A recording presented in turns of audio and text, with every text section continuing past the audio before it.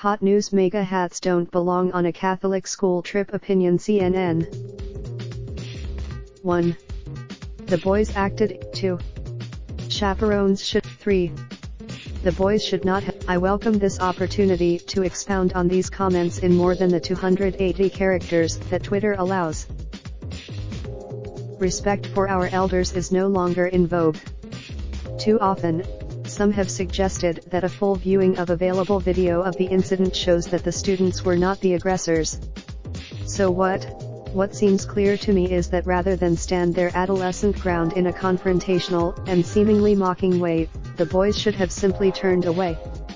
In fact, secondly, where were the chaperones during this encounter? The situation. Lastly, I don't think the boys should have been permitted to wear MAGA hats to the March for Life event they attended. The boys attended the march representing a Catholic boys' school. Any hat donch, the Catholic Church's pro-life teaching encompasses a panoply of issues such as abortion, immigration, capital punishment, the environment and climate change, sex trafficking, and the inequitable distribution of the world's resources. Some claim the hate mail and threats I have received since my tweet and my on-air appearances about this issue on CNN and HLN have astounded me.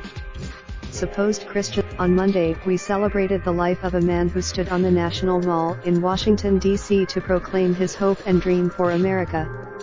I fear that decades.